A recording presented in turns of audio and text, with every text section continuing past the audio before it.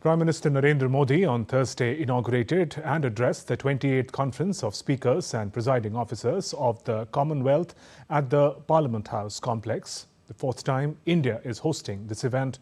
During his address, Prime Minister Modi highlighted India's success in turning diversity into democratic strength, countering early doubts about its survival and development post-independence. He emphasized that democratic institutions deliver stability, speed and scale, as evidenced by India being the world's fastest growing major economy. The theme of this conference is effective delivery of parliamentary democracy. ये चौथा अवसर है जब Commonwealth speakers और presiding officers की conference Bharat में हो रही है। इस बार इस कॉन्फ्रेंस का मुख्य विषय effective delivery of parliamentary democracy है। आप सभी जानते हैं कि जब भारत आजाद हुआ तो उस दौर में ये आशंका व्यक्त की गई थी कि इतनी डाइवर्सिटी में भारत में लोकतंत्र टिक नहीं पाएगा। लेकिन भारत ने इसी डाइवर्सिटी को डेमोक्रेसी की ताकत बना दिया। एक सबसे बड़ी आशंका ये भी थी कि अगर भारत में लोकतंत्र अगर जैसे तैसे टिक भी गया तो भारत किसी भी हालत में विकास नहीं कर पाएगा। लेकिन भारत ने साबित किया कि डेमोक्रेटिक इंस्टीट्यूशंस और डेमोक्रेटिक प्रोसेसेस डेमोक्रेसी के स्टेबिलिटी, स्पीड और स्केल तीनों देते हैं। भारत दुनिया की फास्टेस्ट ग्रोइंग मेजर इकोनॉमी है। And Prime Minister Narendra Modi also hailed India's democracy as the last mile delivery, declaring the spirit of public welfare has lifted some 25 crore people out of poverty in the recent years. He also asserted that democracy actually delivers in India. Bharat में democracy का अर्थ last mile delivery है। हम एक लोक कल्याण की भावना से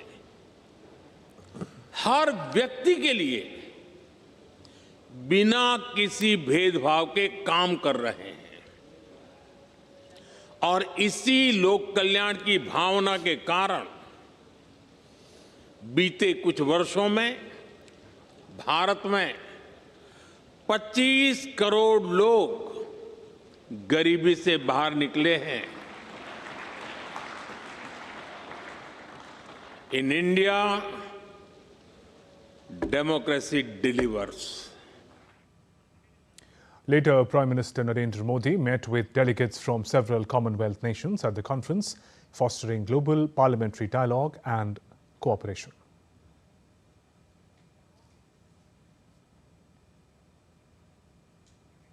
The conference is being chaired by Speaker of Lok Sabha, Om Birla, and is being attended by 61 speakers and presiding officers of 42 Commonwealth countries and 4 semi-autonomous parliaments from different parts of the world.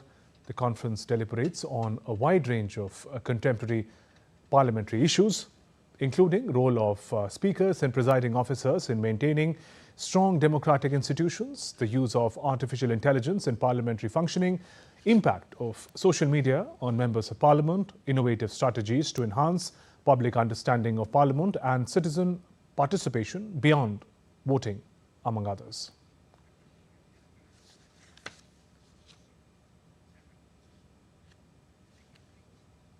talk about the key aspects of the Speaker's conference and also Prime Minister's address. Joining me is Ambassador S.R. Tayal, former senior diplomat. Ambassador Tayal, good afternoon and welcome to DD India News Hour. Now, in the context of rising threats to democracies and democratic traditions across the world, Ambassador Tayal, how do you see the significance of this Commonwealth conference? India has a very special role and position in Commonwealth. As our viewers recall, the Commonwealth grew out of the process of decolonization. And initially, all the members were former British colonies. India was the first to show the way. In 1947, India became independent. And it was the path of democracy, parliamentary democracy. And after that, in the 50s and when decolonization grew and Britain grew from all of its colonies, in most of those newly independent countries, All right, Ambassador, there appears to be some audio trouble at the moment. We're looking at those visuals of Prime Minister Narendra Modi engaging with various participants of the Commonwealth conference. Ambassador Tayal, Prime Minister Modi in his address spoke about what you were also talking about, how India serves as a model of democracy and turning its diversity into strength. And then he sort of goes on to talk about different aspects of the India story as a democracy. So, Prime Minister Modi's address was very, very well crafted in the way that democracy is not just a theoretical concept. That in India, the way it has grown, it has developed, it has delivered. So, democracy is vibrant, functional, and also delivering, because this question has been arising because some of the not democratic countries have claimed that they have grown at a fast speed. So Prime Minister, by quoting the success of India, that so many 350 crore, 35 crore people lifting out of poverty, then last mile delivery, that it is very inclusive growth.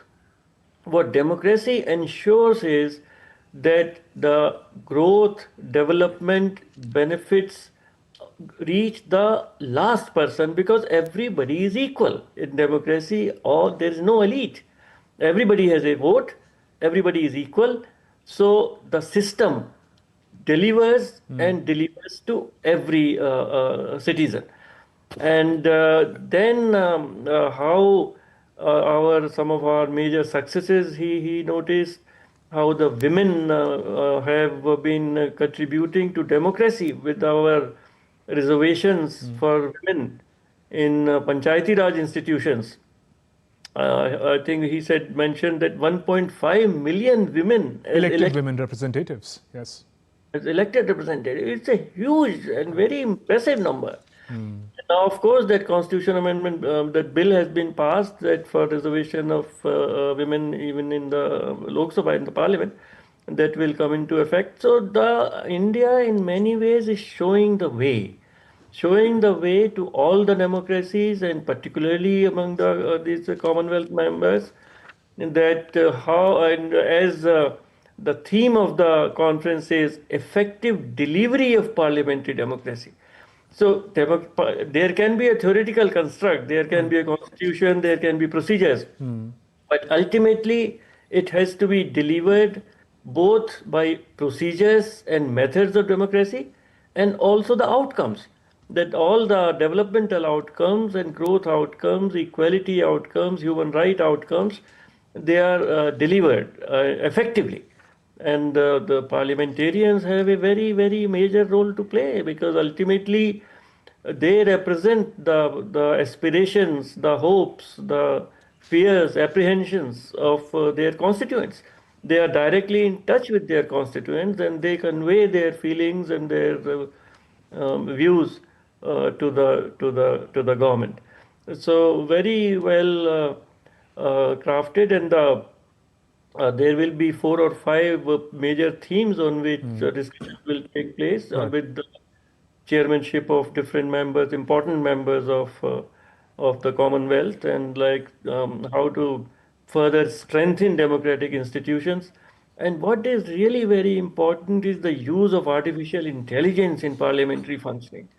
And that is uncharted waters, and all the countries have to work together. And India is showing the way. India now, all the debates will be translated, interpreted in our other languages through artificial intelligence.